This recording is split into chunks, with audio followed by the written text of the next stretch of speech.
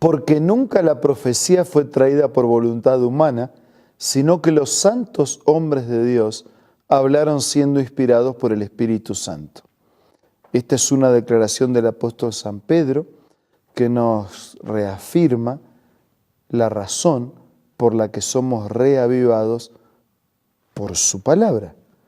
Porque no es la palabra de los profetas, sino que es la palabra de Dios enviada a los profetas a través del Espíritu Santo. Y en esa palabra vamos a reflexionar en esta oportunidad. Hoy nos dedicamos a Malaquías capítulo 2. Pero antes vamos a orar. Señor, bendícenos al meditar ahora en tu palabra. Te lo pido y te lo agradezco en el nombre de Jesús. Amén.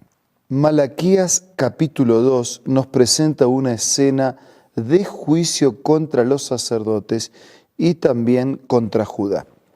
Dice, ahora pues este mandato es para ustedes los sacerdotes. Si no me hacen caso ni se deciden a honrar mi nombre, dice el Señor Todopoderoso, les enviaré una maldición y maldeciré sus bendiciones. Ya las he maldecido porque ustedes no se han decidido a honrarme.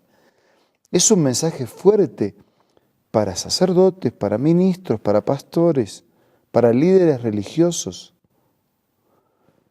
Porque cuando no decidimos en nuestro corazón honrar a Dios, cuando no respetamos la transmisión del mensaje de Dios e incluimos nuestro mensaje modificando el mensaje de Dios, cuando lo que buscamos es nuestra gloria, cuando no damos la honra a Dios, en lugar de ser una bendición para las personas, nos transformamos en una maldición.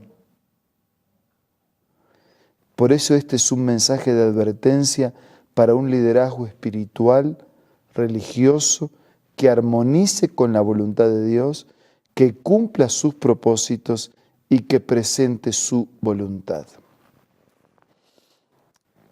El versículo 3 dice, por esto voy a reprender a sus descendientes, les arrojaré a la cara los desperdicios de los sacrificios de sus fiestas y los barreré junto con ellos. Dice, ¿de qué sirven esas fiestas, no? Esos rituales, aún religiosos? ¿De qué sirven si la motivación es otra? Si lo que hay en el corazón es otra cosa. Entonces sabrán que les he dado este mandato a fin de que continúe mi pacto con Leví, dice el Señor Todopoderoso. Mi pacto con él era de vida, paz, y se lo di también, era también de temor, y él me temió, y mostró ante mí profunda reverencia.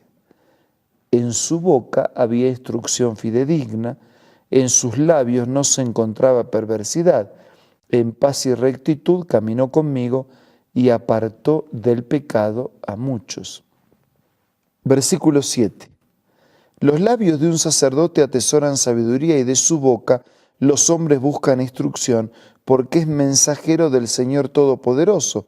Pero ustedes se han desviado del camino y mediante su instrucción han hecho tropezar a muchos, han arruinado el pacto con Leví, dice el Señor Todopoderoso. Por mi parte, yo he hecho que ustedes sean despreciables y viles ante todo el pueblo, porque no han guardado mis caminos, sino que han mostrado parcialidad en cuestiones de la ley. Por supuesto que se está refiriendo en primera instancia a los sacerdotes de aquellos días, pero el mensaje es para todos líderes religiosos de nuestros días también. Yo no estoy para producir pan, el pan ya está hecho. Yo estoy para alimentarme de este pan y distribuir ese pan. Tenemos que tener la motivación adecuada, buscar honrar y glorificar a Dios, temer y respetar su nombre, transmitir su voluntad, porque si no, en lugar de ser una bendición para los demás, terminamos siendo una maldición. Y en lugar de encaminar vidas, descarriamos vidas. Y qué difícil, qué dura es la vida de alguien que está para encaminar vidas si termina descarriando vidas. Ahora, esto vale para todo líder religioso, pero también vale para un padre, para un profesional, para una madre, para un profesor, vale para todos los que en su función desarrollan o ejercen una influencia que pueda ser siempre una influencia positiva hacia el bien, hacia lo correcto, hacia la palabra, hacia la verdad, hacia Dios. Desde versículo 10 en adelante hay un mensaje que refiere a Judá. ¿No tenemos todo un solo Padre? ¿No creó un solo Dios? ¿Por qué pues profanamos el pacto de nuestros antepasados al traicionarnos unos a otros? Judá ha sido traicionero. En Israel y en Jerusalén se han cometido algo detestable. Al casarse Judá con la hija de un Dios extraño, ha profanado el santuario que el Señor ama. No se refiere simplemente al casamiento entre dos personas que creen diferente, sino se refiere a ligar, ¿no?, el verdadero Dios con los ídolos inexistentes. Y cuán importante es que haya dos personas unidas y que puedan tener una misma fe.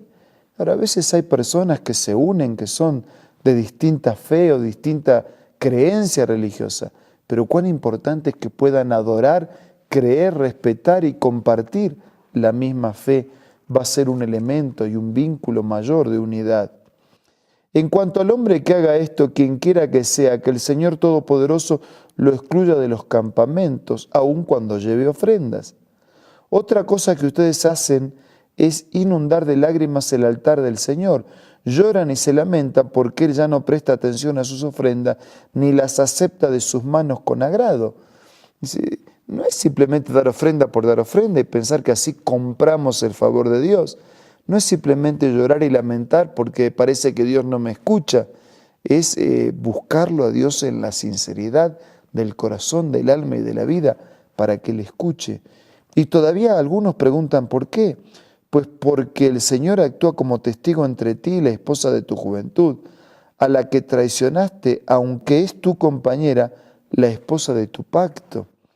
¿Acaso no hizo el Señor un solo ser que es cuerpo y espíritu? ¿Y por qué es uno solo? Porque busca descendencia dada por Dios. Así que cuídense ustedes en su propio espíritu y no traicionen a la esposa de su juventud.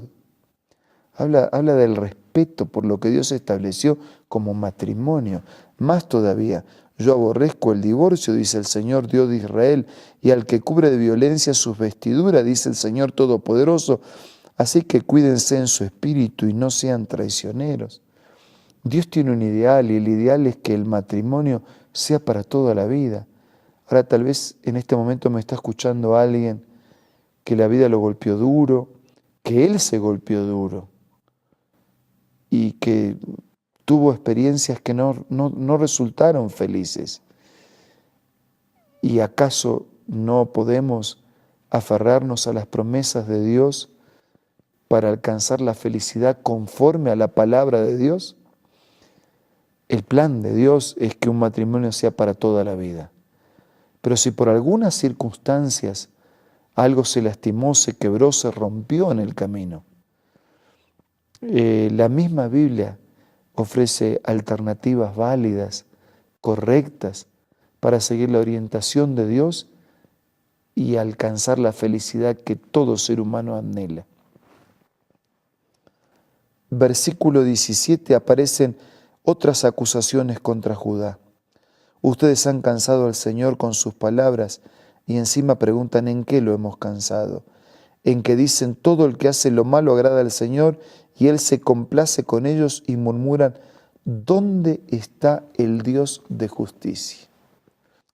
Dice, otro problema de Judá es que se terminan burlando de Dios, ¿no? Porque hacen lo malo, se complacen en lo que quieren hacer y después dice, ¿y dónde está Dios? O sea, Dios al final siempre termina siendo el responsable aún de nuestras elecciones equivocadas. Este capítulo habla a líderes, pero este capítulo nos habla a todos y nos pone a todos en la misma responsabilidad. La responsabilidad de sintonizar con la voluntad de Dios y caminar en sus caminos. Para quien enseña, para quien ejerce una influencia, esa responsabilidad es mayor. Pero ninguno está exento de conocer la voluntad de Dios y de vivirla. Jesús en los evangelios lo diría de esta manera: y esta es la vida eterna, que te conozcan a ti como Dios verdadero y a Jesucristo a quien has enviado. Que podamos conocerlo y seguirlo. Ahora vamos a orar.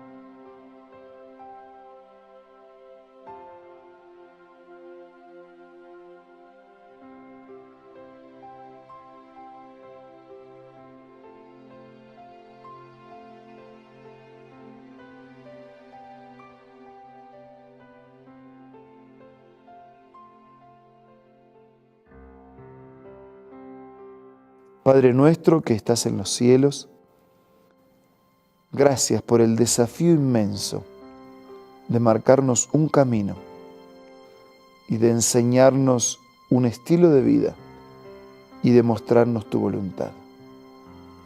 Danos valor y poder para caminar, para conocerte, para amarte, para obedecer. Quédate con todos nuestros amigos y hermanos. Te lo pido y te lo agradezco todo en el nombre de Jesús. Amén. Muchas gracias por acompañarnos día tras día. Nos reencontramos mañana. Les envío un abrazo y muchas bendiciones del Señor.